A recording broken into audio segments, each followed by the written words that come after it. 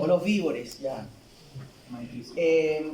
Pero, de nuevo, recuerden que la lógica es el piso de lo que vamos a evaluar, si quieren verlo así, descansa en que ustedes reconozcan los mecanismos.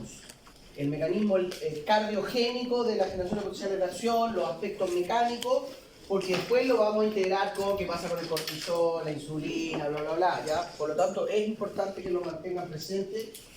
Y porque además, de nuevo, la ventaja que tenemos nosotros acá, que yo ya tengo un poco de autorretroalimentación respecto a lo que está pasando en Santiago, ¿ok?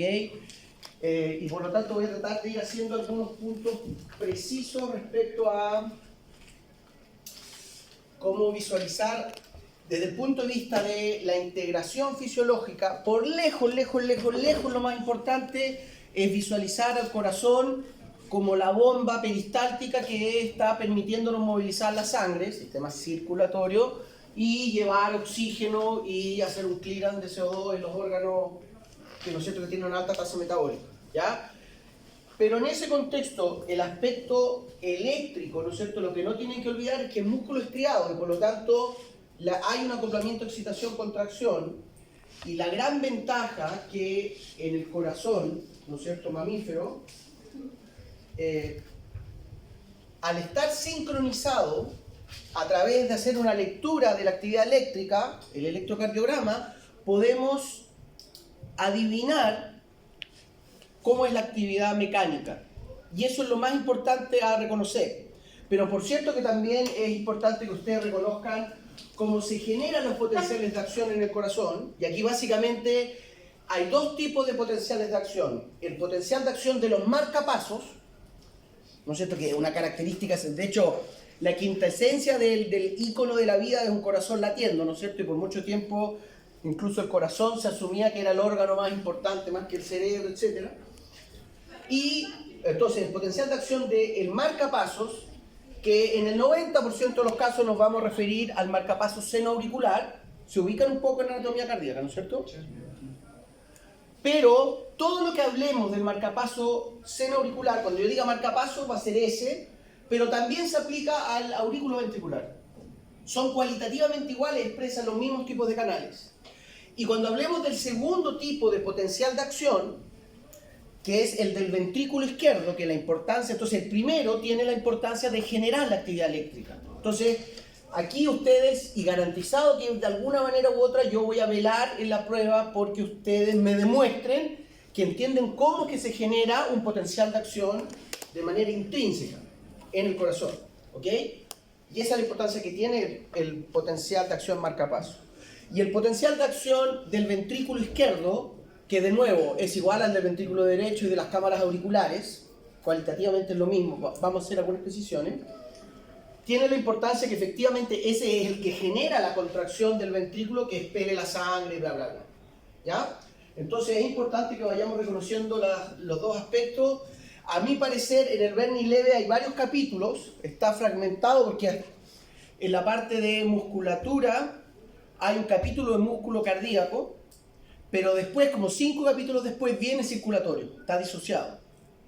Pero ustedes ahí hacen un ejercicio de aglutinar todo eso. Y otro que hay una página que está en inglés, que es de la Universidad de Illinois en Estados Unidos, cardiovascularphysiology.com, ¿ok? Y está bastante buena, hay algunas figuras que yo les voy a mostrar de ahí, que incluso tienen algunas animaciones que a veces ayudan a visualizar lo que está ocurriendo, ¿ya? Bla, bla, bla. Entonces, primero recordar que cuando estemos hablando del corazón, evidentemente hay distintos fenotipos celulares. Por cierto, el más relevante en el contexto integrador va a ser el miocardio, ¿no es cierto? Los cardiomiocitos, porque son ellos los que generan la actividad contráctil y por lo tanto, ¿no es cierto?, la función más relevante a nivel sistémico, que es movilizar la sangre. Y ahí vamos a tener que reconocer que existen dos tipos de cardiomiocitos, ¿ya? Independiente que estemos hablando de los auriculares, ventriculares, etc. Unos que son efectivamente los contráctiles, y ahí no hay ninguna diferencia con una musculatura esquelética en la práctica, sarcómero, bla, bla, bla, bla, bla, bla.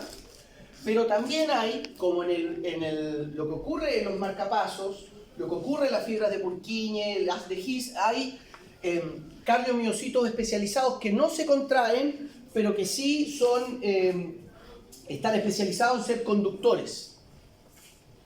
¿Ok? Entonces favorecen que se propaguen los potenciales de acción. ¿Ya? También es importante, vamos a eventualmente hablar de remodelamiento cardíaco, también es importante reconocer que hay fibroblastos, ¿no es cierto?, que forman parte integral, están insertos en la pared del miocardio, porque los fibroblastos pueden convertirse finalmente en un fenotipo aminofibroblasto, un fenotipo contráctil ante algunos escenarios fisiológicos, como puede ser una isquemia, reperfusión fisiológica en un corazón entrenado, pero también ocurre cuando hay remodelamiento de la pared ventricular en algunos tipos de hipertensión, etcétera, etcétera. ¿Ya? Entonces, algo que vamos de nuevo a...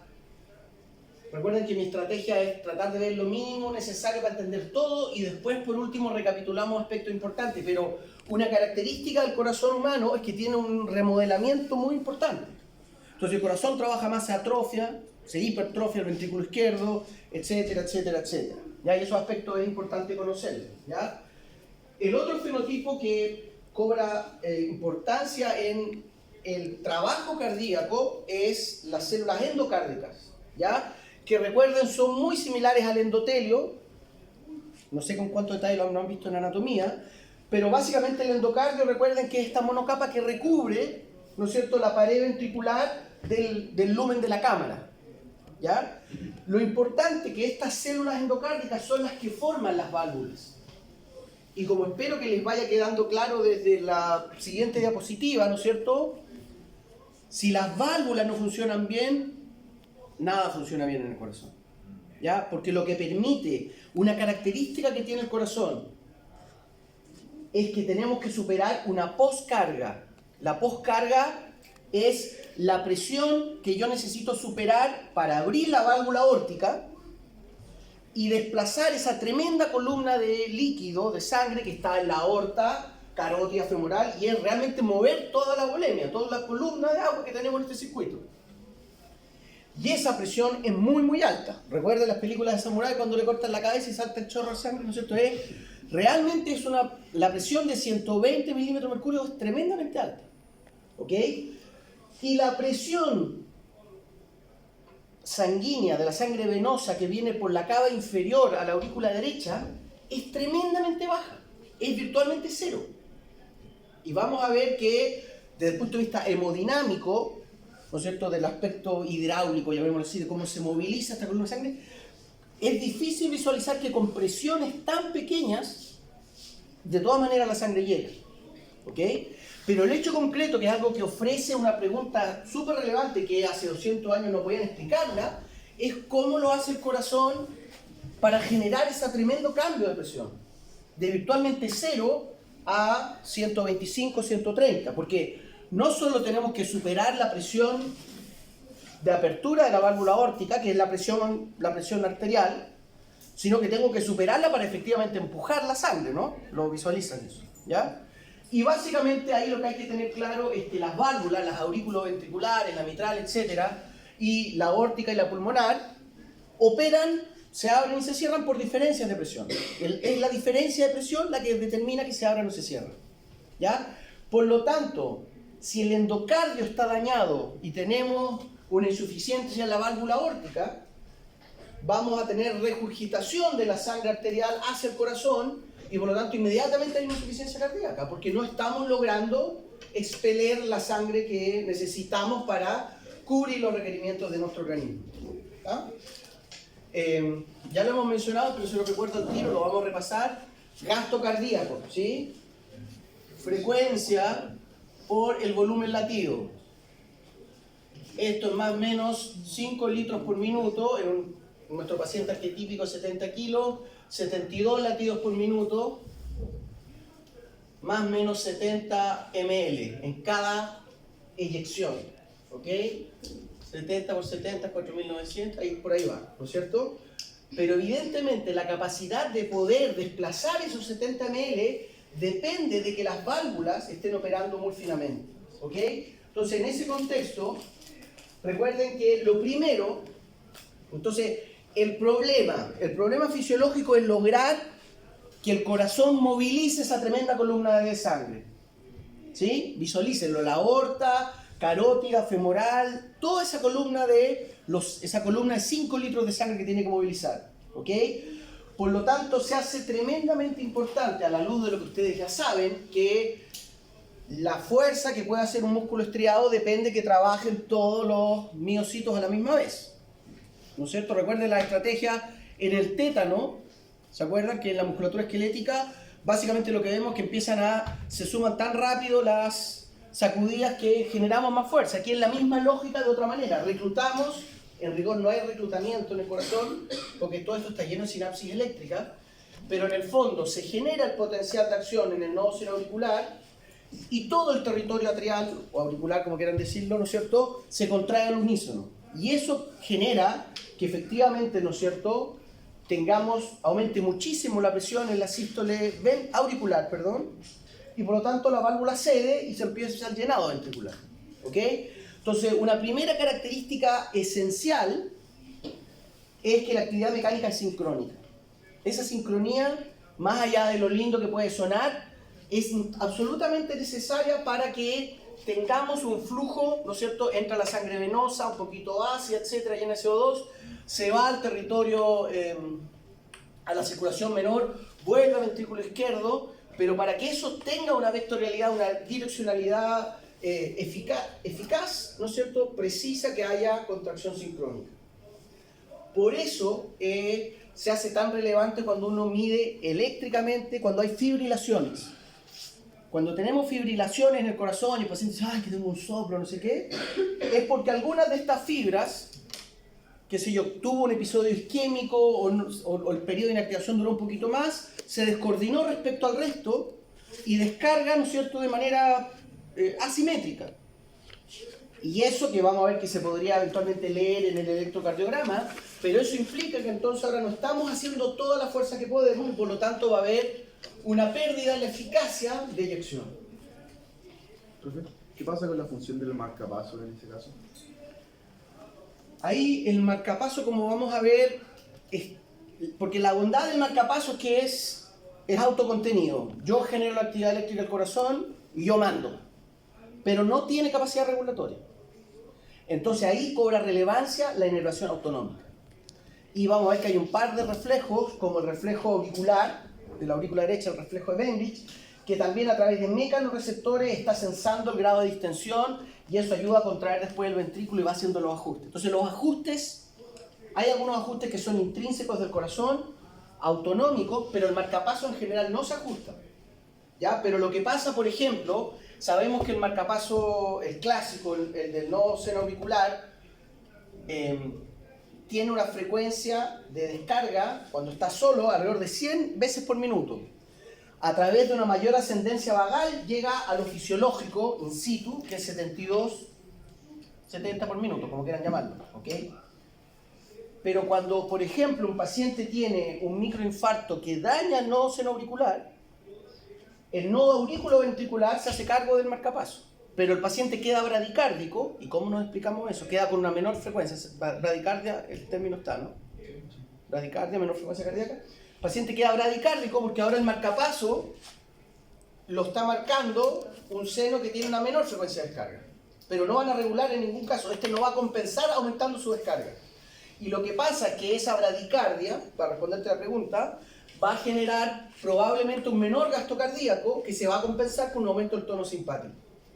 Pero la consecuencia de eso, que ese aumento del costo de la actividad simpática, compensa, pero nos va a generar un aumento en la resistencia periférica, entonces el paciente empieza a quedar hipertenso. ¿Se fijan? Ese es el problema.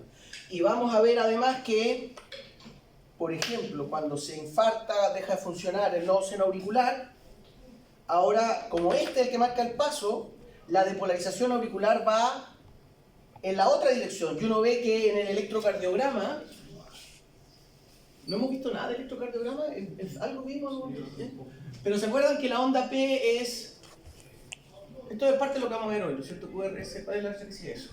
La onda P básicamente es la depolarización auricular. En rigor precede a la depolarización auricular. Primero, los potenciales de acción se meten por los túbulos T, acuérdense todo eso. Una repasadita de el acoplamiento, excitación, contracción en la musculatura esquelética no les vendría mal. Entonces uno dice, la onda P precede la sístole auricular. Pero cuando hay una muerte del marcapaso seno auricular y ahora es el aurículo ventricular el que está dándonos la actividad cardiogénica, lo que uno ve es que la onda P se invierte y queda hacia el otro lado. Porque en vez de propagarse hacia acá, se propaga hacia allá.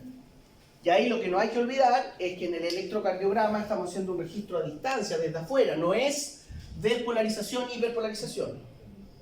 ¿Ya? Que es parte de lo que vamos a analizar ahora. Pero los marcapasos básicamente, ¿no es cierto?, dan cuenta de lo que se conoce como el automatismo. Pero capacidad regulatoria es muy poca.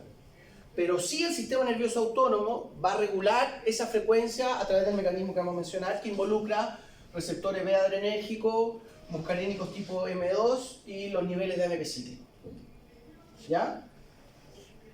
Entonces, primero, esta actividad mecánica sincrónica es la necesaria. ¿Por qué? Recuerden, por esta poscarga, por esta presión que tenemos que superar. ¿Tá? Estamos hablando de músculo estriado, por lo tanto, acoplamiento, excitación, contracción es esencial. Y en ese contexto, por un lado, recuerden, en la musculatura esquelética uno dice que la actividad eléctrica es neurogénica, porque viene la motoneurona, aquí es cardiogénico. ¿Ok? Pero lo importante es que nos va a generar los eventos de contracción y relajación, que en el músculo cardíaco, recuerden, son la sístole y la diástole. Y la sístole dura más o menos 1/3, la diástole 2/3, la misma lógica de la sacudida muscular que hemos mencionado antes. ¿Ya? Y como yo les decía, entonces, las que van a ser tremendamente relevantes para lograr finalmente este volumen latido que precisamos son la buena operación de las válvulas cardíacas. ¿Ya? Tejido endocárdico, no miocárdico. ¿Ok? Que es lo que vamos a empezar a visualizar de a poco. Entonces, lo voy a explicar aquí para explicarlo por primera vez. Esto lo vamos a ver varias veces porque vamos a hablar de actividad eléctrica, después vamos a retomar la mecánica. Pero, por convención, cuando hablamos, recuerden, del ciclo cardíaco, asumimos, por supuesto esto tiene variabilidad, pero que el ciclo dura alrededor de 800 milisegundos. Eso nos explica esta frecuencia de 72 latidos en 60 segundos. ¿Ya? Y asumimos que el ciclo comienza con la sístole auricular. ¿Ya? Y aquí en este contexto, ambos corazones, recuerden que hablamos que el corazón derecho y el izquierdo están operando sincrónicamente. Entonces no se confundan porque cuando uno lo habla de aparato circulatorio, uno dice que el trabajo es en serie, es decir, que va uno después que el otro, porque efectivamente la sangre entra al corazón derecho, sale, después entra al izquierdo, se enriquecida en oxígeno y después sale. Pero cuando lo vemos como unidad cardíaca, el trabajo es en paralelo. Se contraen ambas aurículas y ambos ventrículos al mismo tiempo. ¿Ya? Entonces cuando hablamos de la onda P, estamos hablando de la depolarización del territorio auricular. QRS, la depolarización del territorio ventricular, no van separados. ¿Sí? Entonces, ¿qué es lo que sabemos? El evento principal que va a ocurrir en la sístole auricular es precisamente la apertura de las válvulas auriculoventriculares. ¿No es cierto? Entonces, tenemos el ventrículo está en diástole, está relajado, y por lo tanto, ¿no es cierto?, que de hecho en el ciclo previo en un momento están ambos en diástole, entonces hay un periodo de llenado pasivo, pero cuando comienza la sístole auricular, se pega una última estrujada literalmente la aurícula que llena los ventrículos. ¿Tá? Y eso dura más o menos 100 milisegundos. ¿Ok? Cuando el ventrículo, izquierdo o derecho, está completamente lleno, no está completamente lleno, pero esa es la visualización, comienza la sístole, ¿no es cierto? Vamos a hablar de cómo se va depolarizando primero aurículo, después ventrículo, y en la sístole ventricular mencionamos dos grandes eventos que no muy creativamente se llaman la sístole temprana y la sístole tardía, o la primera fase y la segunda fase, ¿ok? la sístole ventricular temprana o primera fase básicamente se define porque como está llena de sangre la cámara y empieza a contraerse, aumenta muchísimo la presión. Por lo tanto, inmediatamente cierra las válvulas, que va a ser el primer ruido cardíaco. Las válvulas son tan potentes mecánicamente que cuando comienza la sístole, ¿no es cierto? Lo visualizan que si estamos, voy a traer una botella de agua plástica, ¿no es cierto? Pero si tenemos una botella que contiene líquido, la apretamos, la contracción, la presión realmente es muy fuerte. Entonces, el primer evento que define la sístole temprana es el cierre de las válvulas auriculoventriculares, y ahí tenemos la cámara, ahí se define, de hecho, la precarga cardíaca. Lo que se conoce como el volumen al final de la diástole, ¿no es cierto? Apenas comienza la sístole, se cierra la ventrícula y queda atrapado ese volumen. Y ahí empieza a progresar la sístole ventricular, que recuerden lo que decimos, tenemos que superar esa tremenda presión. La sangre desde la circulación menor, una característica de la circulación menor es que es de baja presión, es 25/10 más o menos, comparativamente con 120/80 que es la circulación mayor, ¿ok? Por lo tanto, la sangre aquí cayó con muy poca presión. Pero si empieza lo que se conoce como contracción isovolumétrica, que es la palabra clave que ahora tienen que poner en algún momento en una pregunta para que yo les ponga puntaje máximo, ¿ya? Contracción isovolumétrica, que no es lo mismo que sístole ventricular, porque la sístole ventricular tiene un pequeño momento que no es isovolumétrica porque cierra la válvula primero. Después, voy a enfatizar solamente el izquierdo, por simpleza, ¿ok? Se llenó el ventrículo izquierdo, sigue progresando la sístole, entonces aquí está un potencial de acción que dura 300 milisegundos, por lo tanto está entrando calcio, toda la maquinaria sarcomérica, por lo tanto, se hace fuerza, y logramos que la presión empiece a subir de 10, 30, 40, 100, 120, 150 milímetros de mercurio, ¿ok? Y la fase tardía, la sístole ventricular tardía, o la segunda fase, se define con la apertura de la válvula aórtica, o la válvula pulmonar si estamos al otro lado. Ya ustedes hacen ahí ¿ok? Y ahí termina la contracción isovolumétrica, porque evidentemente se abre la válvula aórtica e inmediatamente empieza a salir la sangre, ¿sí? Pero la sístole todavía no termina, porque recuerden, una cosa es abrir la válvula y otra es lograr empujar 70 ml de sangre hacia afuera, que no es trivial con la presión que estamos enfrentando. Entonces imagínense que se abren, bueno, quizás este es un mejor ejemplo para los santiaguinos que para los talquinos, pero cuando uno anda en el metro en Santiago, en Puente Alto, en la Alameda a las 7 de la mañana, se abre la puerta y uno dice, ¡oh, voy a entrar al metro! Y sale la gente, dice, ¡ah! Eso es el equivalente a una regurgitación aórtica. Yo que soy nerd pienso en esas cosas cuando estoy en el metro, ¿okay? Entonces, realmente para poder avanzar, yo no solo tengo que lograr que se abra la puerta, sino que tengo que tener la fuerza para avanzar.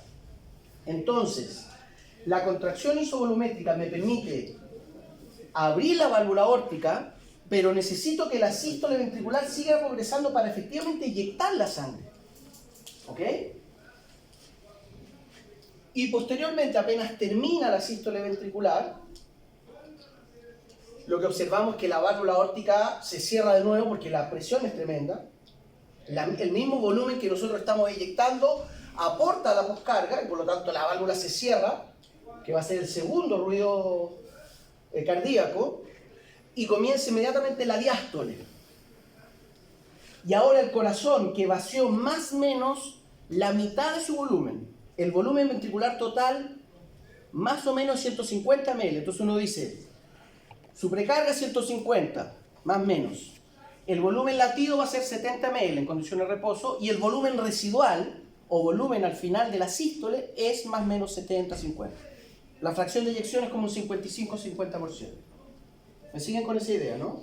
Entonces, si está la válvula a medio llenar, la cámara, y ahora empieza a relajarse, empieza a haber una relajación isovolumétrica y la presión cae muchísimo, ¿sí? Porque si empieza a aumentar el volumen del contenedor, el líquido hace mucha menos presión sobre las paredes.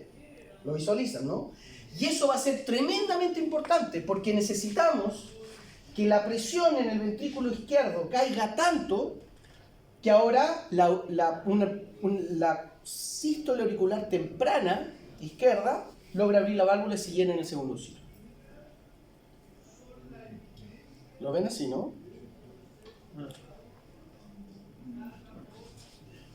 Entonces, ¿les queda claro esta lógica que lo separamos por la importancia de los eventos? Sístole temprana, cierro la mitral, la válvula auriculoventricular y dejo la cámara. Yo soy el ventrículo izquierdo, estoy cerrado, ¿no es cierto? Tengo cerrada la mitral y la aórtica. Y ahí puedo empezar a hacer mucha fuerza hasta que se abre esta. Y ahora que se vació, que me vacié, yo que soy el ventrículo izquierdo, ¿no es cierto? Empieza a relajarse la cámara, cae mucho la presión y esta válvula se abre sola, porque se abren por diferencias de presión. Y por lo tanto va a ser permisiva inmediatamente, porque de hecho, como yo les decía, de hecho cometí una desprolijidad, aquí la aurícula también está en sístole, y aquí empieza a ocurrir lo que se conoce como el llenado pasivo. Todas las cámaras se llenan pasivamente, porque de hecho, la relajación isovolumétrica hace que caiga tanto la presión que cae por debajo de la presión de la circulación menor que viene llegando. Entonces la aurícula de... Me estoy saltando de la derecha a la izquierda todo el rato parece, ¿no? Pero ustedes me entienden lo que estoy tratando. Entonces, esta está relajada y la sangre va llegando a ambas cámaras. ¿Sí? Un proceso de forma pasiva acoplado. Totalmente acoplado. Aquí lo que quiero que visualicen, porque eventualmente después vamos a mencionar algunas valvulopatías, es que lo que precisamos es que en el ventrículo izquierdo que la presión suba por sobre, primero que suba para cerrar la mitral y que suba para poder abrir la aórtica, después apenas empieza la diástole, la aórtica se nos va a venir encima con todo, pero que la presión además intraventricular tiene que bajar lo suficiente para que se logre abrir la válvula auriculoventricular. ¿Ok? Entonces, por ejemplo, en hipertensión arterial, ¿qué es lo que pasa desde el punto de vista de la dinámica cardíaca? Que tenemos una poscarga mucho mayor, porque el paciente en vez de tener una presión sistólica de 120, la puede tener de 220, ¿ok? O pongamos 180, pero es una presión tremenda, entonces el corazón tiene que hacer un trabajo mucho mayor para poder inyectar la sangre, ¿sí? Y por lo tanto, lo que ocurre es que hay hipertrofia ventricular izquierda, pero como tenemos mayor poscarga, hay menor volumen latido. Lo visualizan, ¿no? Si tengo más poscarga, tengo menos volumen latido, inyecto menos sangre. Claro, y por lo tanto, al haber menos gasto cardíaco, el paciente, el hipertenso, empieza a quedar con insuficiencia. Entonces, con un corazón que trabaja más, con un volumen latido menor, el sistema simpático compensa aumentando la frecuencia, entonces le da más pega al corazón. Entonces ahí es donde empieza en el hipertenso a quedar vulnerable a un infarto cardíaco. Porque el corazón empieza a trabajar más y es un trabajo menos eficiente, le aumenta el tono adrenérgico, lo estresa más, ahí es donde el efecto cardioprotector, ¿se acuerdan que lo mencionaba en algún momento? ¿Se entiende esa lógica, no? Pero eso lo determina las dinámicas ventriculares, asumiendo que hay sincronía total en la contracción muscular. ¿Sí? Profe, que disminuye el volumen latido también hace que aumente el volumen residual. Muy bien, por eso es mi alumno favorito. Claro. ¿Y eso qué genera? Vamos a ver, porque siempre hay que asumir que si aumenta el volumen, en este caso disminuye el volumen latido, aumenta el volumen residual. Eso hace que al segundo ciclo te aumenta la precarga. Y hay una ley que vamos a mencionar ahora, que es la ley de Frank-Starling, que si aumenta la precarga, aumenta la descarga. ¿Se acuerdan cuando vimos musculatura esquelética? Que yo les decía, la fuerza generada va a depender de la precarga, que también la homologamos al largo del sarcómero. ¿Se acuerdan de eso? Y la lógica era el grado de interposición que hay entre las fibras delgadas y gruesas, actina y miosina. Entonces, cuando tienen mayor volumen residual, vas a tener al segundo ciclo mayor precarga, se distienden más los sarcómeros y contraes más. Y lo que uno ve es que el corazón en ese sentido tiene una suerte de pestañeo, no sé cómo traducirlo, pero es que tú ves que ciclo por medio tiene un volumen latido mayor, después menor, mayor y menor, porque va compensando ciclo a ciclo. ¿Sí? Diga. ¿Hipertensión entonces está como al borde de la lógica patológica? ¿De la, perdón? Lógica patológica. Claro, totalmente. O sea, si esa porque más allá de todo el daño que provoque en los endotelios, la resistencia periférica, el problema de la hipertensión, por un lado es a nivel periférico el aspecto trombogénico de un endotelio hipofuncional, pero finalmente ese daño no es tan terrible, es más común que el hipertenso se muera de infarto cardíaco. Porque el corazón, de hecho, aumenta de tamaño, es hipertrófico el ventrículo izquierdo, necesita más irrigación, pero tiene un menor volumen latido por el exceso de postcarga, y entonces eso provoca que el sistema simpático lo acelere, y por lo tanto trabaja más, pero con menor eficacia, con menor irrigación, entonces es muy vulnerable. Y lo otro que tengo, en el caso de deportista, esa atrofia Sí, una buena pregunta. Eso es distinta porque en el corazón deportista hay mucha compensación sistémica a ese mayor trabajo. Y de hecho, en los deportistas, se acaba de hacer en la universidad en Montreal, en Canadá, se acaba de hacer un trabajo con Bianca Andreescu, que es una chica que ganó el US Open de tenis recién, una chica de 19 años, que le ganó la Serena Williams, bla, bla, bla. Y ella era totalmente bradicárdica. Bradic tiene como 58 de latido por minuto, porque tiene un volumen latido muchísimo mayor. O sea, el corazón de esa deportista es tremendamente fuerte, entonces eyecta mucho más sangre del promedio, y la compensación inmediata, ¿no es cierto? Recuerden que el gasto cardíaco, que es flujo, ¿no es cierto?, que es el indicador metabólico, si esto se nos dispara, inmediatamente va a haber una bradicardia refleja. ¿Te fijas? Y eso inmediatamente te compensa entonces que la postcarga no aumente tanto. ¿Te fijas? Hay una pulsatilidad mayor, pero además hay un remodelamiento vascular, eventualmente vamos a hablar de eso. Entonces es más eficiente. Se hace mucho más eficiente. Mucho más eficiente. Sí. Además hay angiogénesis en el miocardio, por lo tanto mejora la irrigación, etcétera, etcétera. ¿Ya?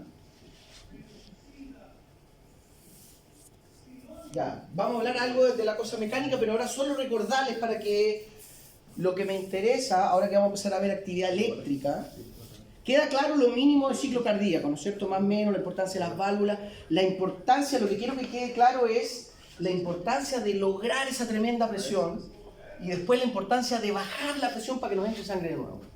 Y eso solo lo vamos a lograr con sincronía total de los cardiomiocitos, ¿ya? Y aquí el mambo es básicamente el mismo. No quiero enfatizarlo porque con algo de esperanza creo que se podría recordar, ¿no? Pero esto es musculatura igual a la esquelética, ¿no es cierto? Túbulo T, la única diferencia, ¿no es cierto?, es que en el ventrículo izquierdo, aquí no hay una sinapsis colinérgica de una motoneurona, sino que es un potencial de acción que está invadiendo esta zona que se originó en el nodo seno auricular, ¿ya? Pero pero está lo mismo de la cisterna terminal. Una de las diferencias importantes, ¿se acuerdan que en la musculatura esquelética había una proteína, un resorte mecánico que conectaba el segmento S4 del canal de calcio, el sensible a la hidropiridina, con el receptor de adrenalina, que era el canal del sarcómero?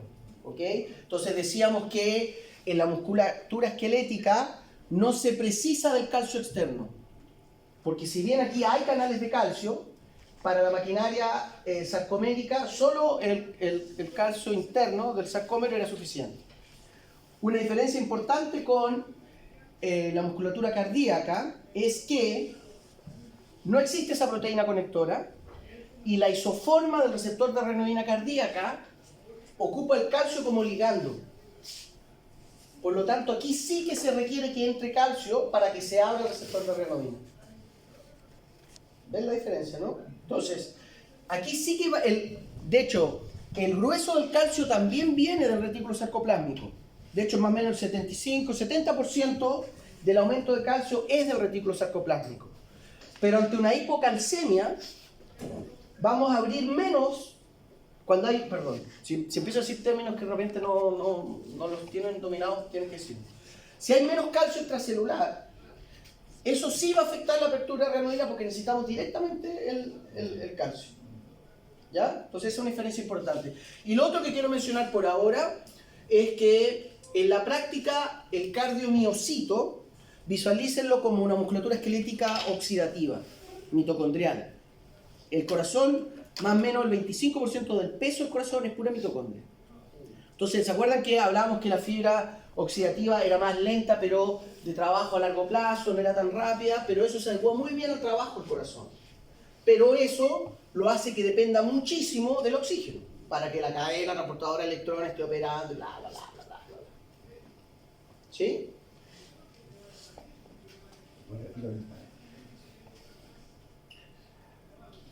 Ya, vamos a entrar al tiro en materia. Potenciales de acción cardíaca. Entonces, nodo seno auricular, lo mismo ocurre en Achofta-Vara, en aurículo ventricular. Potencial de acción en el cardiomiocito ventricular, lo mismo en el auricular. De hecho, vamos a ver que hay algunas diferencias entre endocardio, pericardio, miocardio, pero el grueso, lo cualitativo es igual. ¿Ok? Entonces, ¿cuáles son los aspectos distintivos de estos potenciales de acción? ¿Ya? Como los cardiólogos siempre se creen muy importantes, han cambiado la nomenclatura de casi todo. ¿Ok? Entonces aquí se conoce como la fase 1, 0, 2. Y el potencial de acción de los marcapasos se conoce como potencial de acción de respuesta lenta. El potencial de acción ventricular de respuesta rápida, básicamente porque la velocidad de la depolarización es rápida. Pero no confundirse porque más de algún pajarito a veces se confunde. Este es un potencial de acción que dura como 300, 250 milisegundos. ¿Ya? Por lo tanto uno podría decir que es un potencial de acción lento, pero es de inicio rápido. Y eso básicamente se debe a que tiene una corriente de sodio, la típica corriente de sodio que a ustedes les gusta tanto, del calamar, que se activa rápido, se inactiva rápido. ¿Ya? Y eso es lo que se conoce como la fase 0. Esto lo vamos a dar en detalle, pero quiero dar primero el sobrevuelo general. En cambio, en el marcapaso seno auricular, esta depolarización es lenta. No es lenta, pero es más lenta comparativamente que un canal de sodio, porque está dada por canales de calcio. ¿Ya? Y la repolarización, tampoco quiero entrar mucho en detalle, pero se acordarán del canal de potasio, etcétera, ¿no es cierto? Lo que realmente, para que ustedes puedan explicar cómo es que una célula del marcapaso dispara de manera espontánea, ¿ok? Se genera un potencial de acción y existe lo que se conoce como la corriente de marcapaso. A ver, voy a pasar, estoy tratando de acercar un poco. Esta corriente que estamos aquí de nuevo, lo mismo que les estaba mostrando anteriormente, ¿ya?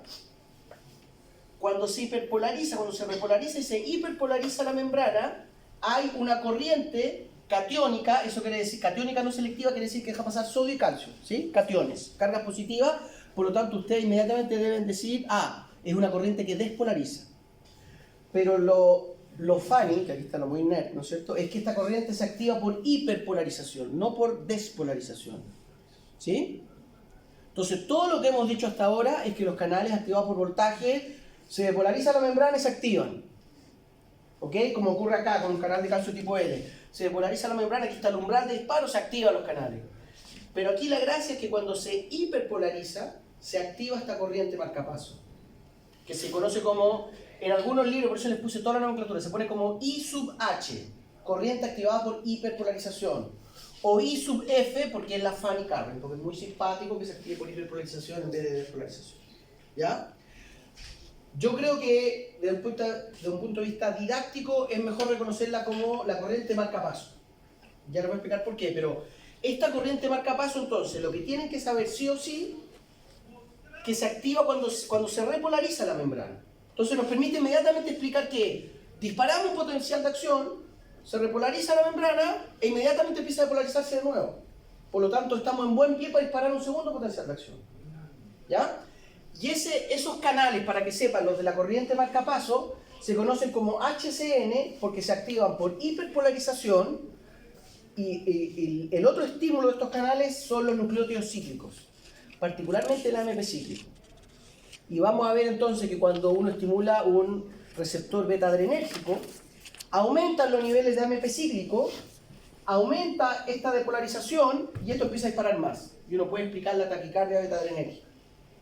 O cuando uno estimula, hay una estimulación vagal y se estimulan los receptores muscarínicos, GI, bla, bla, bla, cae el AMP cíclico, cae la corriente marcapaso, cae este potencial y disparamos más lento, bradicardia inducida por actividad vagal. ¿Sí? De nuevo, todo esto que estoy diciendo lo vamos a reasumir, pero por ahora sí quiero que puedan concebir entonces que tenemos un canal muy sui generis, ¿no es cierto?, que se activa con la hiperpolarización, que esta corriente, dado que es una corriente marcapaso que es catiónica, va a despolarizar, por lo tanto podemos hablar del potencial de marcapaso, ¿sí? ¿Me siguen con eso, no? Y la otra gran característica que tiene los cardiomiocitos del marcapaso es que tienen un canal de calcio tipo T, que son conocidos como los canales de calcio de bajo umbral, que de hecho son muy distintos a los canales de calcio tipo L, por ejemplo los sensibles a dihidropiridinas, que se conocen como de alto umbral, que son los clásicos que están en menos 40, en las células beta, en todo lo que hemos hablado siempre. ¿Ya? En general, cuando hemos hablado de canales de calcio voltaje pendiente, nos hemos referido a los canales de calcio tipo L de alto umbral. Estos son canales de calcio que se activan a un valor mucho más bajo, que de hecho está en el potencial de membrana de la célula. Esta célula que tiene una actividad sincrónica todo el rato, no tiene un potencial de membrana en reposo formal, porque está disparando todo el rato. Pero si uno pudiese definir que esto es su potencial de membrana, es precisamente el valor de activación del canal de calcio tipo T. Entonces tenemos dos canales muy específicos. Uno, el que se activa con la hiperpolarización, empieza a depolarizar e inmediatamente recluta el canal de calcio tipo T. Por lo tanto, ahora vamos a tener dos corrientes de carga positiva, la corriente marcapaso, una corriente de calcio. Entonces esta depolarización empieza a empinarse y cuando reclutamos los canales de calcio tipo L, ¡boom!, se genera el potencial de acción. Con este umbral también se activan los canales de potasio, los típicos que habíamos descrito por la acción de calamar gigante, que no es cierto que se activan un poquito más tarde, la repolarización. Aquí el mambo es igual a un potencial de acción de calamar. ¿Sí? ¿Me siguen más o menos? Entonces, lo que ustedes debieran poder hacer es explicar cómo se genera, ¿no es cierto?, una que se dispara un primer potencial de acción, esto queda andando para siempre. Y si la persona vive 120 años va a estar disparando 100 veces por minuto. ¿Sí? Se dispara el primer potencial de acción, reclutamos la corriente marcapaso, reclutamos el canal de calcio tipo T y con eso se genera el potencial de acción. ¿Ya? Va a ser importante que ustedes reconozcan que son dos tipos de canales de calcio voltaje dependiente distintos, porque por ejemplo todo lo que se conoce como antiarrítmicos tipo 2 son dihidropiridinas que bloquean el canal de calcio tipo L, pero no el tipo T. Entonces nos pueden ajustar el ancho de los potenciales de acción, pero no previenen que se dispare el potencial de acción. Entonces nos generan arresto cardíaco, nos generan un paro cardíaco. ¿Se fijan? ¿Se entiende? ¿Sí? Entonces la lógica sería: el nodo seno auricular que está en el piso, ¿no es cierto?, por eso se llama seno auricular, en el piso de la vena cava, genera los potenciales de acción y como vamos a ver, eso es lo que se propaga hacia el vértice del ventricular y de ahí, ¿no es cierto?, ocurre la gran depolarización ventricular. ¿Sí?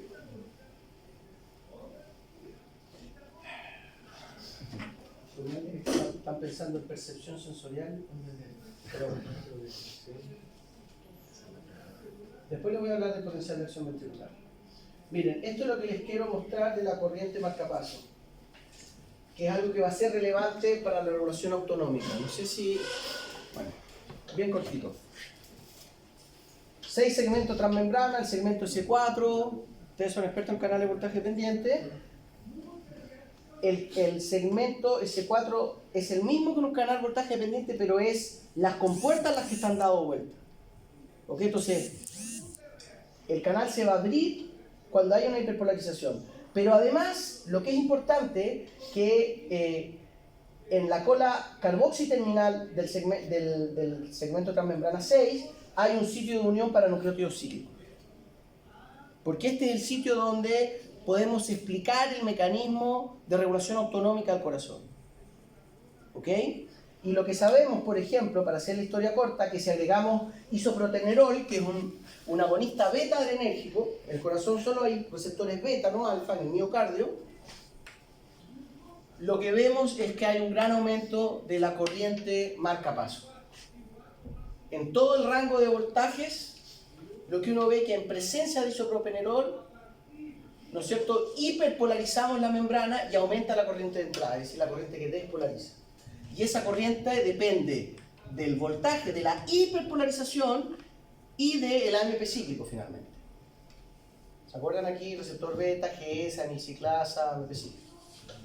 ¿Ya? En algunos libros dice que es la PKA, pero no es la PKA. Ojo con eso. ¿Ya? Entonces cuando lo veamos con más detalle van a ver que entonces, por ejemplo, está el receptor beta adrenérgico. GS, adenilciclasa, AMP cíclico, PKA. En los marcapasos, el AMP cíclico aumenta la corriente marcapaso. En el ventrículo, y por eso es la confusión en algunos libros, en el ventrículo, en los cardiomiocitos ventriculares, no existe este canal. No hay actividad espontánea. Y ahí el efecto simpático no es sobre la frecuencia, sino que es la PKA que estabiliza los canales de calcio tipo L en el estado abierto, y eso hace que aumente la entrada de calcio y genere un efecto de fuerza contráctil. Entonces esto afecta la frecuencia y la PKA afecta el volumen latido. ¿Sí? ¿Se entiende lo que estoy diciendo? Lo quiero enfatizar porque se sabe claramente que el canal marcapaso responde al AMP cíclico. Y lo mismo, el receptor muscarínico M2 lo que hace es disminuir los niveles de AMP cíclico y disminuye la corriente marcapaso. Entonces es lo que se conoce como un antagonismo funcional a nivel del AMP cíclico entre el receptor muscarínico y el receptor beta adrenérgico. Cuando lo vemos en la célula del marcapaso. ¿Sí? ¿Queda claro eso?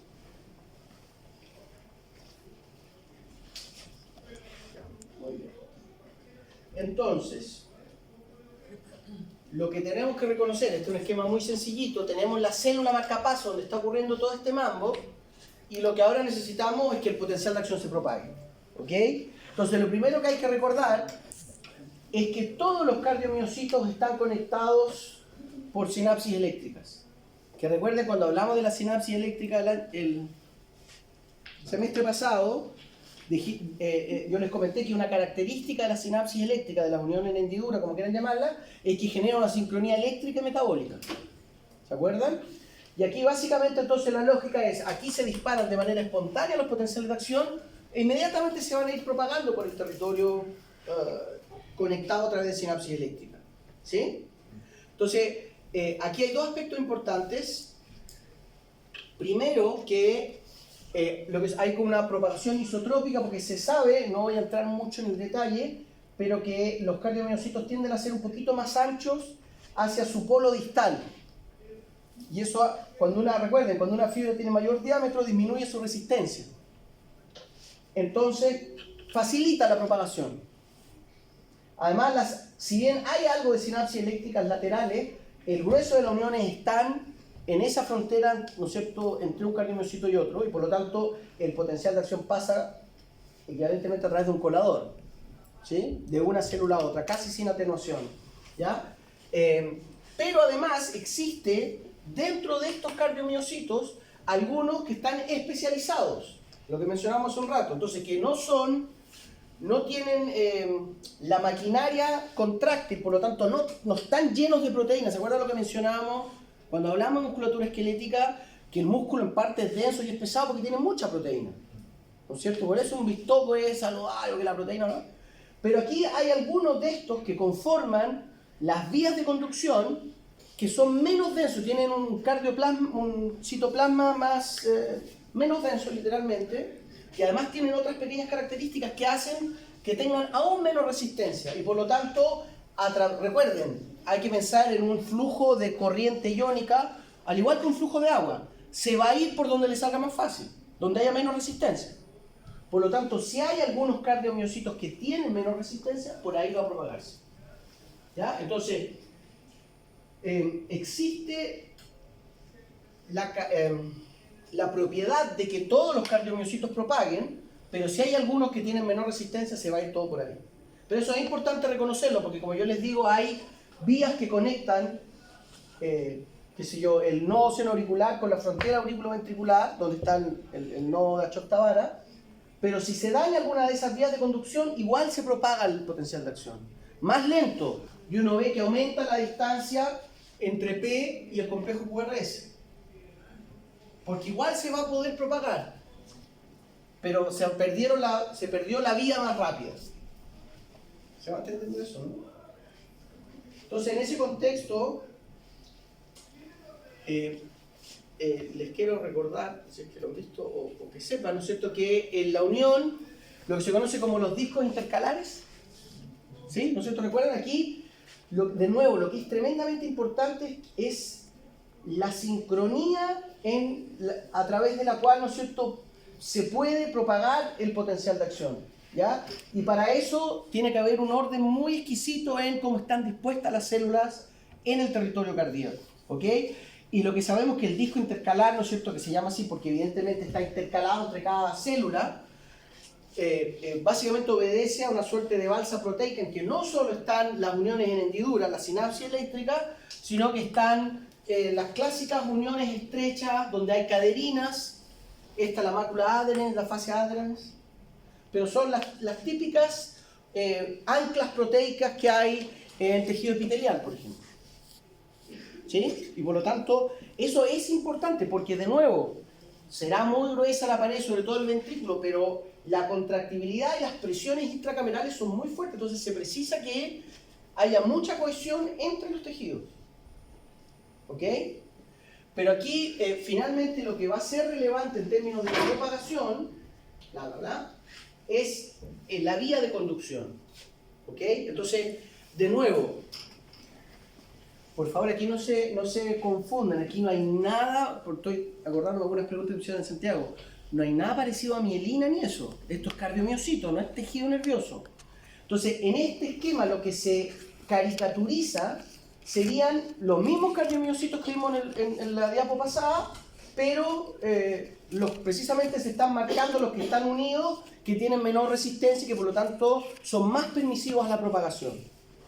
Entonces, lo que sabemos, porque además esa onda sincrónica de despolarización, después la vamos a ver, ¿no es cierto?, en el electrocardiograma, que es muy notorio, que se depolariza la aurícula, la onda P, que después a través del tabique intraventricular, y hay un silencio,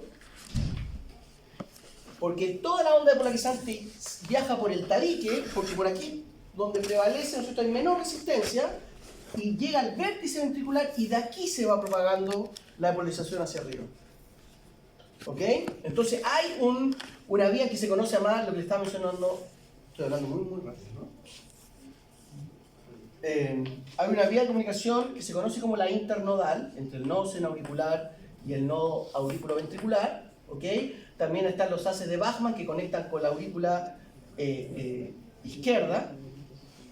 Por lo tanto, vemos la depolarización ventricular, todo eso converge en un punto antes de propagarse por el ventrículo. Y eso es tan así que uno puede hacer, antes cuando uno podía hacer laboratorios con animales, experimentación, uno hacía lo que se conocía como la maniobra de Arrhenius, que el estudiante agarraba un hilo de sutura y uno lo pasaba, uno podía, ¿no es cierto?, pasar el hilo entre las aurículas y los ventrículos y uno apretaba, hacía un amarre, una sutura, y uno veía que latía el corazón, la aurícula y no se propagaba hacia abajo. Que era un experimento para mostrarles que la única vía de comunicación eléctrica es el tabique intraventricular. Porque recuerden que si uno viésemos, ¿no es cierto?, el corazón, lo voy a hacer así muy... Aquí hay un espacio formal. ¿Ok? Le exageré un poco, no es que sea así, pero está cual, uno hacía la maniobra y uno apretaba el hilo y se cortaba la propagación. ¿Se fija? Entonces, y eso es importante porque también genera que Uno de los problemas que debieran poder visualizar también es que en el corazón nos interesa esta sincronía excito-contráctil, pero el proceso de excitación eléctrica es virtualmente instantáneo y las contracciones son lentas en los tiempos de la excitabilidad celular. Por lo tanto, que haya cierta demora, porque ocurre la depolarización auricular. Me cambié a esta diapo porque también está mostrando el haz de Bachmann, que es el que permite, ¿no es cierto?, que sea sincrónica la depolarización auricular, pero finalmente todo converge hacia el nodo aurículo-ventricular. ¿Ok? Y se genera un retardo como 60 milisegundos que es propio de la velocidad de conducción de estas vías. Y ese retardo está bueno porque permite que la contracción no se vaya quedando atrás. Entonces los modelos matemáticos de fisiología cardíaca, cuando hacen que esto se propague de manera más efectiva, inmediatamente si se propaga muy rápido empieza a haber contracción sistólica antes que termine la auricular. Contracción ventricular antes que termine la auricular. Dije cualquier cosa. Entonces, la direccionalidad la van a estar dando, ¿cierto?, la resistencia y el paso, pero el tiempo en el que ocurre va a estar siendo controlado por los senos, ¿cierto? La frecuencia con que ocurra la va a estar determinando el marcapaso. Pero la direccionalidad se va a estar determinada netamente por la resistencia que ponen al paso. No, la resistencia va a estar determinando la velocidad de conducción. La direccionalidad aquí es... ¿Se acuerdan cuando mencionábamos que en una neurona cualquiera el potencial de acción es unidireccional porque se genera acá? Pero si yo estimulo, si hay una sinapsis axoaxónica, el potencial de acción se mueve a ambos lados. La direccionalidad la da porque el potencial de acción se genera acá y se va moviendo hacia allá. Y eso es... A mí una manera de visualizarlo cuando lo empecé a hacer por primera vez es imaginarse la onda polarizante como una onda mecánica. Entonces si yo agarro, qué sé yo, una manguera y la hago así, se va a propagar una onda hacia allá. Porque ese es el momentum que tiene, el momento eléctrico que tiene. Y por eso les decía, si el nodo seno-auricular desaparece por un infarto supraventricular, uno ve que la onda P se invierte. Porque ahora, cuando estamos leyendo el potencial de acción con un electrocardiograma, lo estoy viendo de lado, si la onda en vez de ir de aquí para allá, va de allá para acá, y en ese caso hace así. Ya hay una sincronía total auriculoventricular. ¿Ok? Pero lo que uno ve es que la onda P se invierte porque los potenciales de acción se mueven para otro lado. ¿Ya? Pero aquí lo importante, el punto que estaba haciendo, es que el retardo que se genera permite que termine la sístole auricular antes que empiece la ventricular. Entonces, el retardo que se da en los nodos, perdón, en las vías internodales, permite que logremos las presiones para abrir la válvula auricular.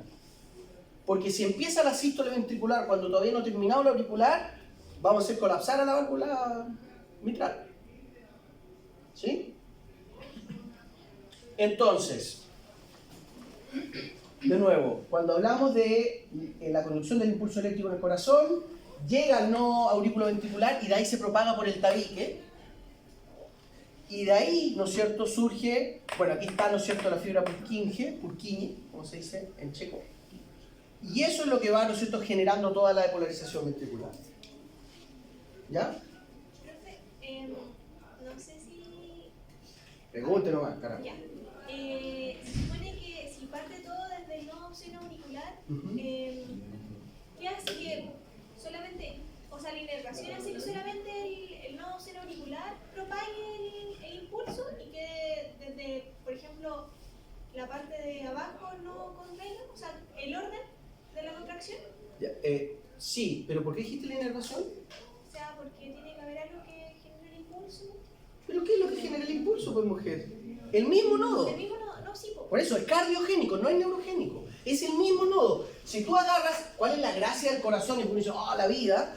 Porque si agarramos el corazón, que era el experimento que se hacía, uno lo saca, lo denerva y lo cuelgas y a través de la vena acá le pones una pipeta y le pones suero, el corazón va a seguir latiendo.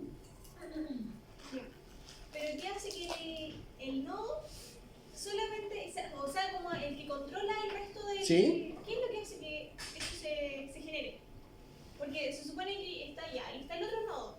¿Ya? Pero se supone que el nodo seno auricular es el que controla la contracción Claro. hacia abajo. Po. Pero ¿qué es lo que genera eso? O sea, ¿qué es lo que produce que el nodo de arriba controle lo que pasa hacia abajo? Ah, porque tiene una mayor frecuencia de descarga, porque tiene, comparativamente con este nodo, tiene mayores niveles de AMP cíclico, Ya. estabiliza el canal marcapaso en estado abierto, por lo tanto se le hace más rápido disparar, y por lo tanto, si el nodo seno auricular está haciendo sus propias ondas, pero desde atrás llegan ondas más rápido, se te montan sobre la tuya y se lleva, y eso va a marcar el paso. ¿Eso es lo que me preguntas o no? Sí, es que en mi cabeza pensaba que era todo parte desde ahí y que el nodo seno, o sea, el nodo atrioventricular no tenía como acción propia. ¿No? Tiene, y de hecho, se lo he puesto por acá, el haz de His también tiene cierto grado de... no, Purkinje, perdón, pero en estas fibras también hay cierto grado de automatismo. Ya. Porque son el mismo fenotipo, el mismo linaje, y también expresa el canal HC, el canal marcapaso, bla, bla, bla. Entonces, hay varios marcapasos. Ya. Pero ahí, por eso yo les digo, a veces es bueno, es lo que a mí me resulta fácil, visualizar la onda como que imagínate de una manera tremenda y tú la estás moviendo, pero si alguien atrás tuyo la mueve más rápido, va a marcar lo que está pasando. ¿Sí? Y por eso les digo, infarto supraventricular te puede generar un paciente bradicárdico, porque esta en vez de descargar a 72, está descargando a 50 radios por minuto. ¿Sí? Entonces tú tienes un paciente, le hace entonces, que tiene con angina, que se siente con fatiga, bla, bla. Les hace el electrocardiograma, ves que la onda pesta hacia el otro lado y que la distancia RR con el otro ciclo te denota una frecuencia cardíaca menor, cabe de cajón que tiene un problema con el nodo seno auricular. ¿Sí?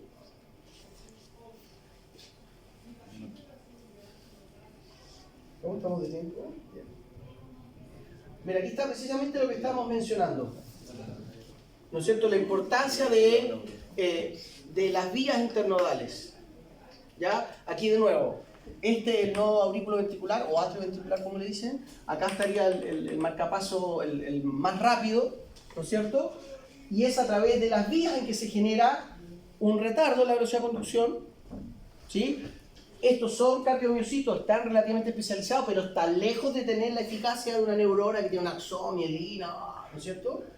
Por lo tanto, va a haber un retardo. Esta velocidad de conducción son equivalentes a una fibra amielínica. ¿Ok?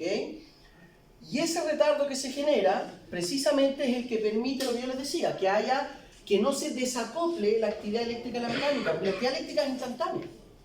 Recuerden siempre eso, la actividad eléctrica, esa es la gracia que tiene. Y como necesitamos, ¿no es cierto?, que después de la contracción haya un relajo, recuperar los niveles de calcio, bla, bla, bla, ese retardo es importante para que a nivel de ventrículo la actividad empiece sincrónica también. ¿Ya? Y lo otro que les iba a mencionar, ¿no es cierto?, es que lo que se conoce como taquicardia reentrada es algo que es bien complejo, pero es mucho más prevalente de lo que uno pueda creer, que es cuando hay daño en algunas de estas vías. ¿Ya? Que creo que eso lo vamos a ver en otra imagen. Miren, en esta imagen es lo que se conoce como taquicardia de reentrada al nodo auriculoventricular. Entonces, imagínense que aquí eso que estamos viendo es una simplificación de el nodo, las tres vías internodales y este es el nodo auriculoventricular, este es el seno auricular. ¿Sí? Entonces, ¿qué es lo que pasa? Cuando se genera en condiciones fisiológicas, se propagan las vías y colisión, etc. Y se activa el auriculoventricular, en rigor no se activa, lo aceleramos y esto funciona bien. Pero ¿qué es lo que pasa? Que a veces en la región auricular puede haber una fibrilación, por ejemplo, por isquemia. Que si yo, de nuevo, un paciente que por X razón tiene un menor flujo sanguíneo en la región auricular, eso inmediatamente tiene que generar, y por eso es tan sensible la circulación coronaria, por eso es tan sensible la actividad cardíaca a la circulación coronaria, porque una pequeña caída en el suministro de oxígeno, recuerden que el potencial de acción es energía, el potencial de membrana es energía, entonces le cae un poquito el oxígeno a unas células que están todo el rato laburando y queda medio paticojo, se le sube el potencial de membrana, se inactiva un poco y empieza a descoordinarse con el resto, y si se descoordina con el resto con el resto, la actividad mecánica empieza a perder eficacia, ¿ok? Y se da un fenómeno que se da cuando hay isquemia, que puede ser, y eso es fisiológico, a uno le puede pasar, quizás ustedes que tienen 20 y pocos no, pero yo que tengo 40 y largo, ¿no es cierto?, me juego una pichanga y uno siente de repente así como, uno soplo. Porque efectivamente, una pequeña isquemia puede generar que algunas de estas vías quedan en un periodo refractario porque se depolarizan. ¿Ok? Ocurre cuando hay hipercalemia local, ¿no es cierto? Recuerden que cuando hay potenciales de acción, estamos en la fase de repolarización, estamos sacando potasio, y algo que ni mencioné al principio, pero recuerden que el corazón está envuelto en el pericardio. Por lo tanto, tenemos un microambiente extracelular distinto al intersticio. Entonces, si bien es correcto cuando hablamos de la musculatura esquelética que un gran aumento de la actividad muscular nos generaba un aumento del potasio efectivo, en el corazón sí, porque hay un microambiente. ¿Sí? Entonces, en el corazón sí se generan hipercalemias locales. ¿Ya? Y recuerden que si aumenta el potasio extracelular, eso inmediatamente depolariza la célula. No olviden eso, porque eso lo vamos a ver, después lo vamos a retomar porque vamos a hablar de la hipercalemia en el electrocardiograma, etc. Pero recuerden que en una célula que tiene mucho potasio adentro y poco afuera, esa salida de potasio es que la que determina que el potencial de membrana, le puse mucho, sea 70 milivolts, por ejemplo. Y que depende de, ¿se acuerdan esto que les gusta tanto? RP, ZF, logaritmo natural del potasio externo partido por el interno, concentraciones, ¿no? La gran diferencia de potasio hace que se escape mucho y este valor sea negativo. Pero si aumenta el potasio externo, ¿tá?, el potencial de equilibrio del potasio se hace más positivo y la célula se despolariza. Y si una célula que está descargando se depolariza, se queda más tiempo en un periodo refractario. Porque los canales quedan más inactivos. Recuerden, capaz que quería hacer una revisión de eso, pero ¿se acuerdan de esa lógica que los canales, el grueso de los canales voltaje dependiente son más estables en el estado inactivo que en el servicio, por lo tanto quedan inactivos? Entonces, ¿qué es lo que pasa? Que ocurre lo que se conoce como un bloqueo unidireccional, porque se da un fenómeno que uno cuando lo piensa un poco dice, pero ocurre, ¿ok? Que hay un evento, entonces tenemos una zona que está isquémica o hipercalémica y por lo tanto no va a conducir esos canales, los canales voltaje dependientes de este grupo de cardiomiocitos no responden al potencial de acción que llega. ¿Ok?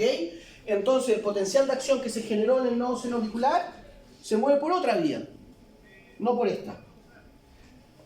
Pero en ese tiempo que se demora el potencial de acción en recorrer todo el territorio auricular, esta zona sale de su periodo refractario. Y por lo tanto, ahora el potencial de acción se devuelve. Porque ahora puede conducir de nuevo. ¿Lo visualizan, no? ¿Lo visualizan?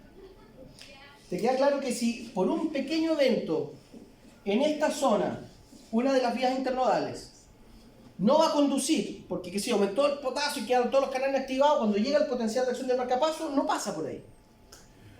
Pero la célula compensa en un par de milisegundos, porque si no nos morimos, digamos. Por eso les digo, nos pasa fisiológicamente. Ocurre ese momento y la fibra puede descargar un poco, eventualmente puede haber una descarga ectópica, pero en el momento que pasa el potencial de acción del marcapaso, no descarga. Pero en los 60 milisegundos que se demora en la vía que está bien llegar al nodo y que se va a disparar para allá, este se recupera. Y por lo tanto, ahora, como esto son cables conductores, el potencial de acción se devuelve al nodo senoauricular. Que es lo que se conoce como taquicardias de reentrada, porque reentra al nodo y genera una taquicardia porque depolarizamos 2 veces el territorio auricular. Entonces puedes ver una onda P bifásica.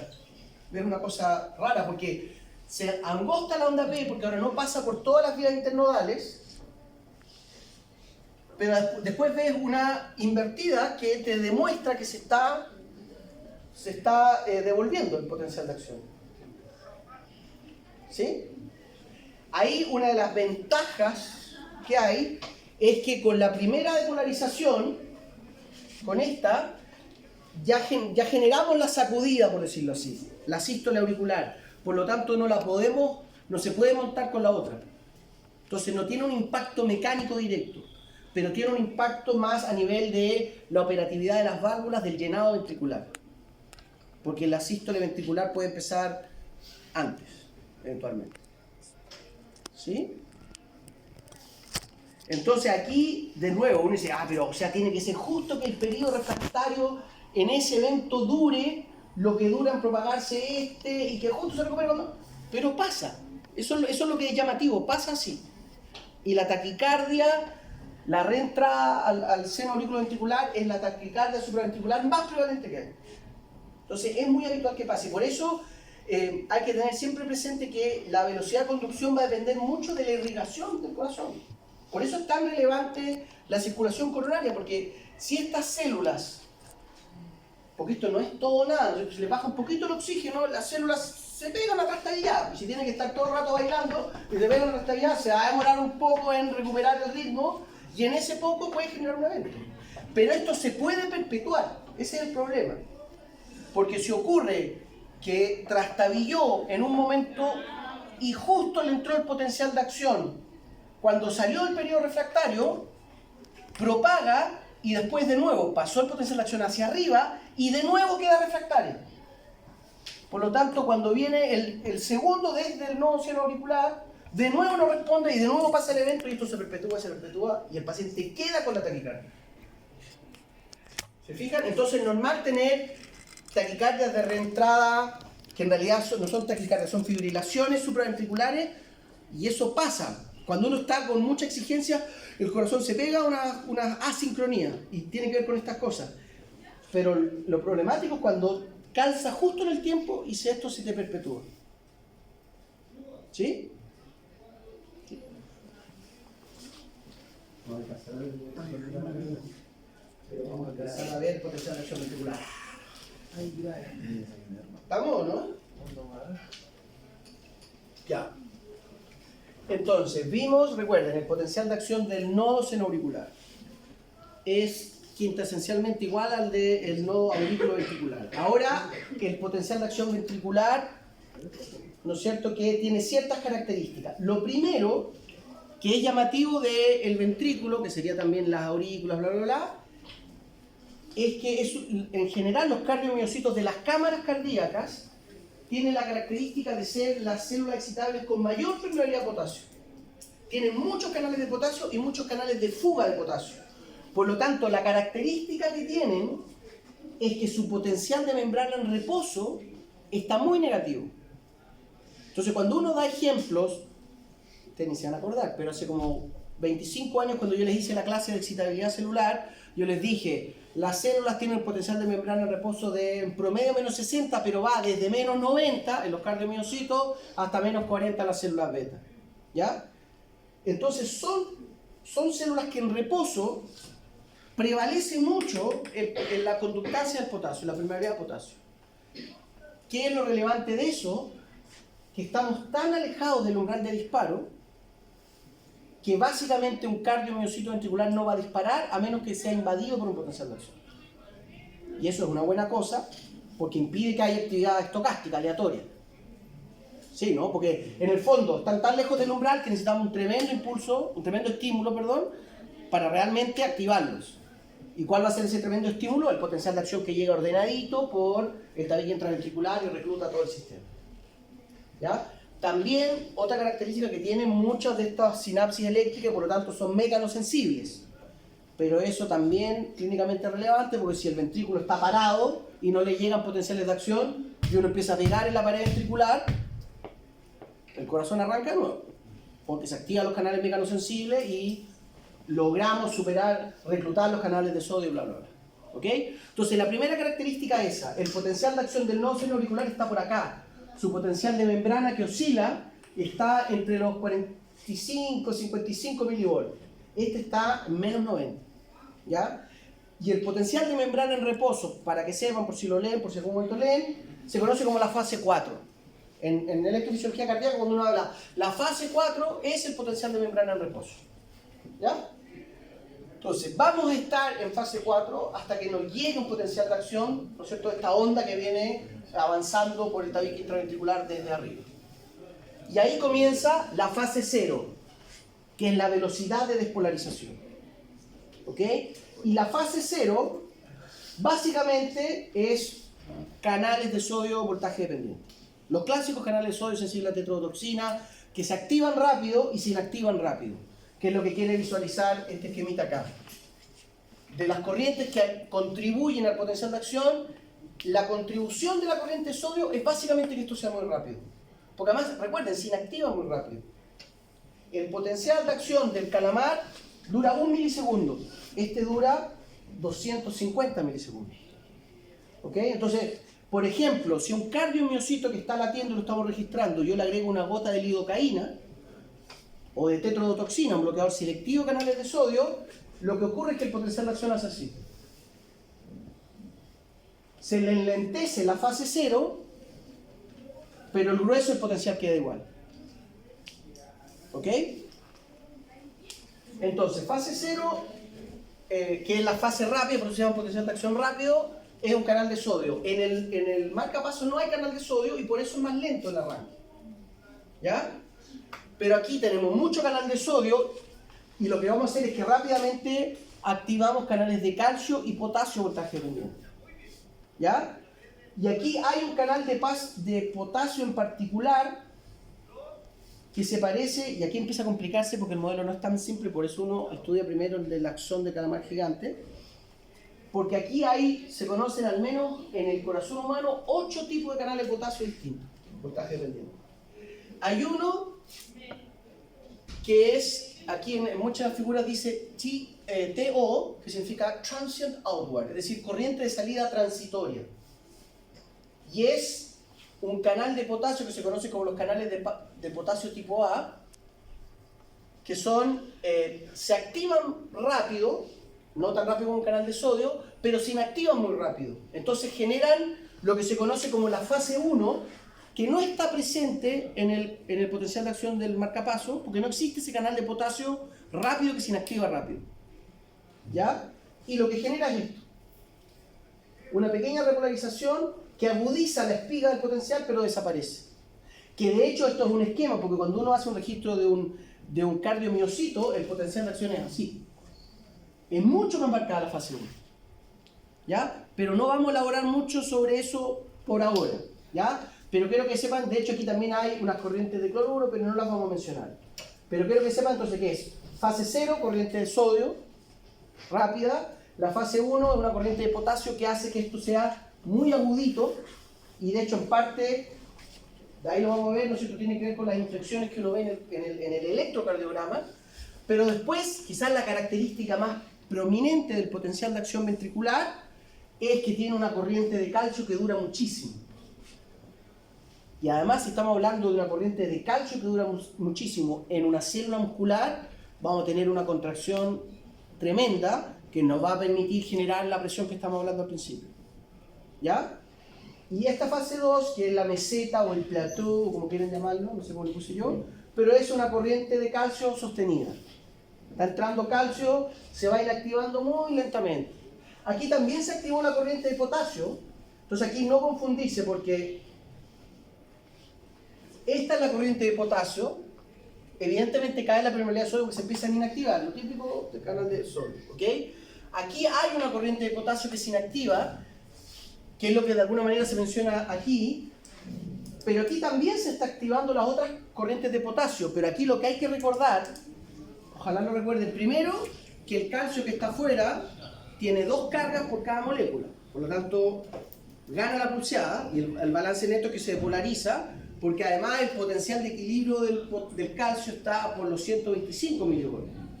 Por lo tanto, tiene mucha fuerza impulsora, y por lo tanto, en el fondo, sería correcto, si lo tienen que escribir en la prueba, que aquí lo que estamos viendo en esta fase sostenida, que tiene que ver con, o correlaciona más bien con la distancia, lo que se conoce como la dinámica QT, desde que comienza la depolarización ventricular hasta que está la repolarización ventricular, es una corriente de calcio tipo L, la sensible a la dihidropiridina, que es sostenida.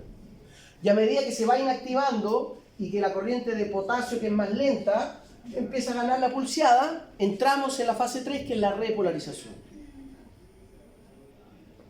¿Sí?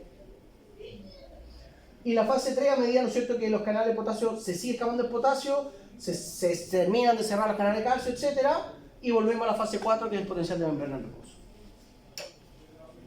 ¿Sí?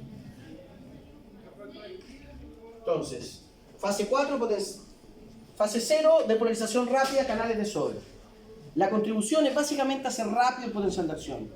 La explicación que damos desde afuera es que eso favorece que hay una respuesta sincrónica, porque si el potencial de acción llega al mismo tiempo al territorio ventricular y todos descargan rápido, la sístole comienza sincrónicamente.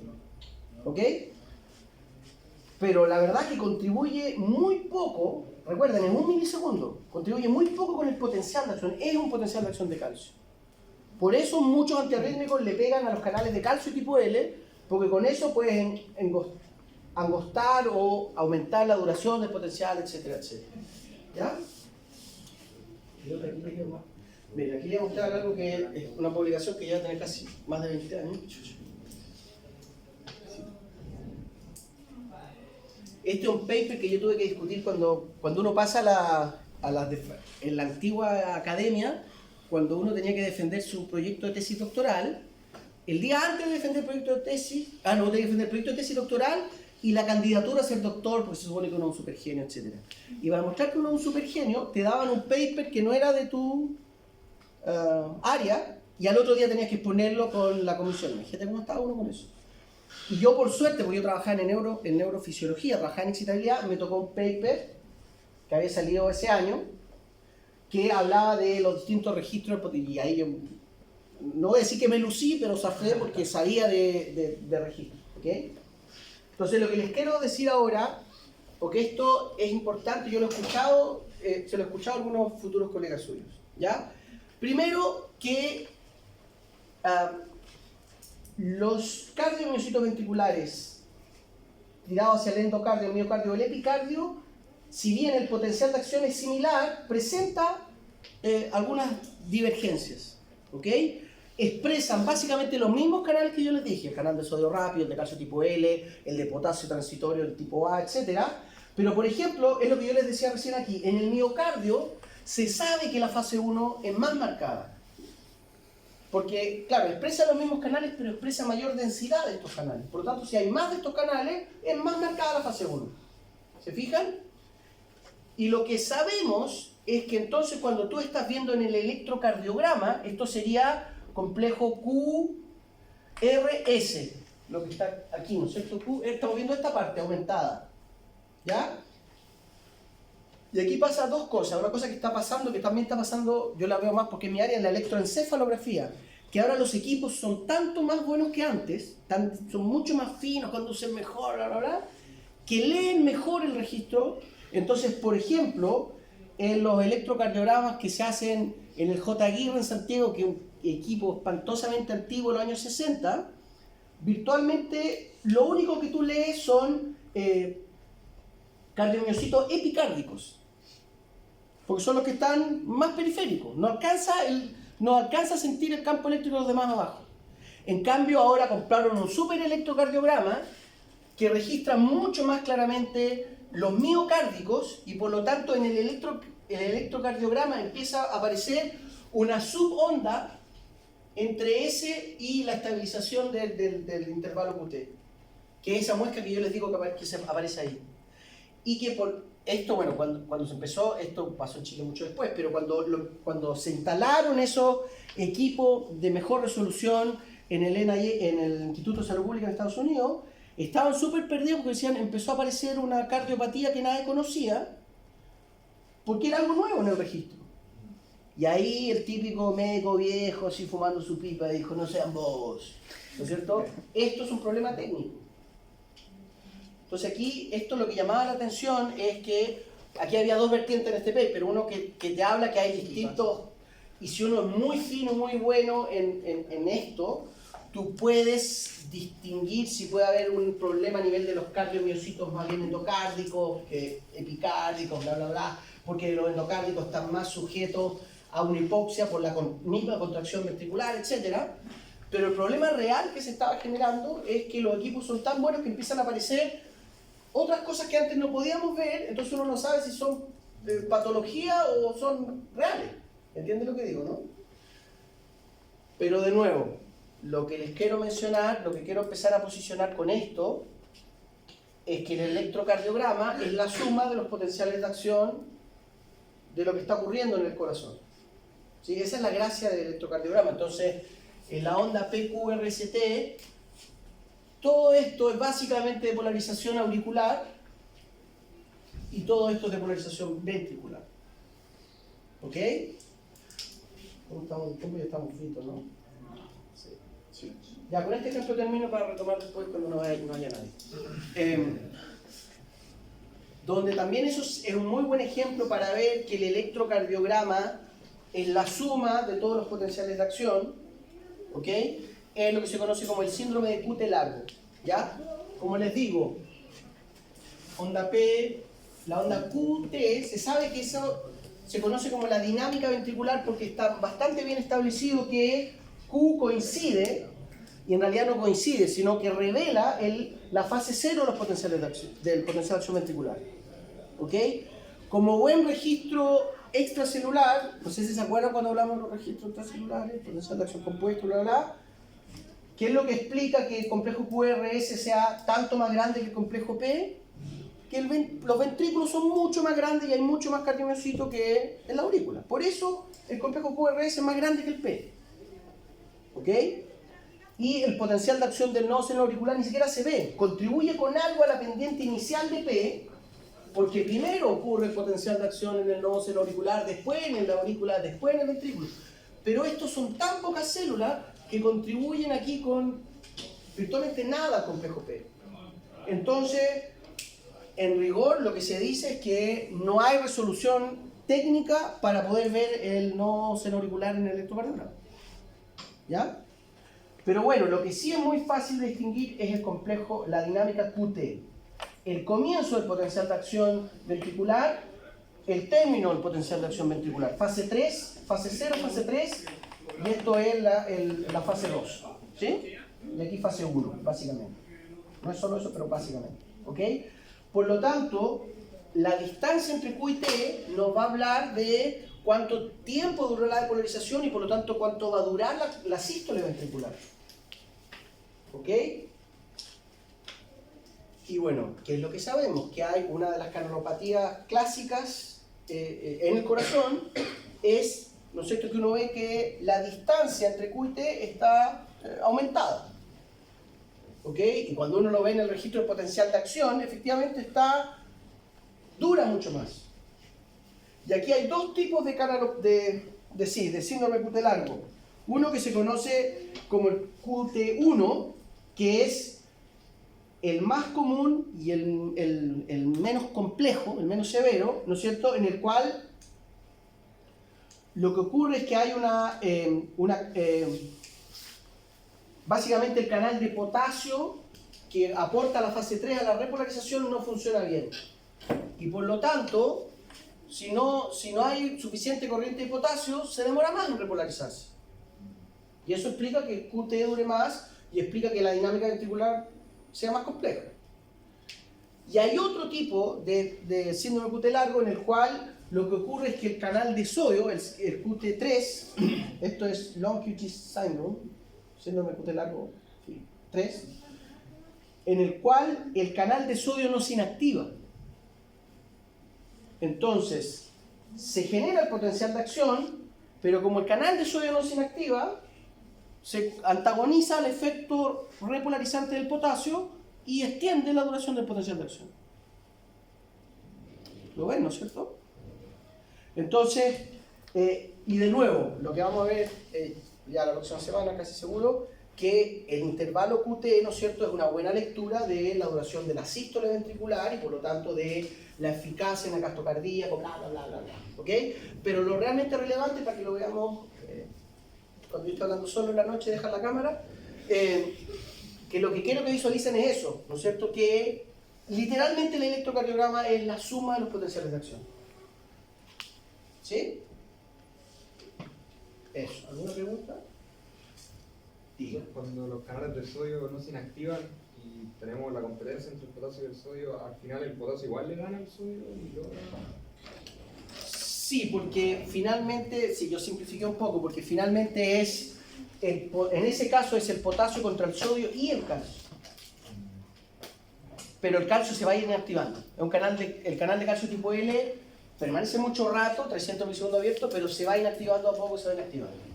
Entonces igual aporta a la repolarización. ¿Ya? Eso. Coman, oxigénense, tienen pruebas.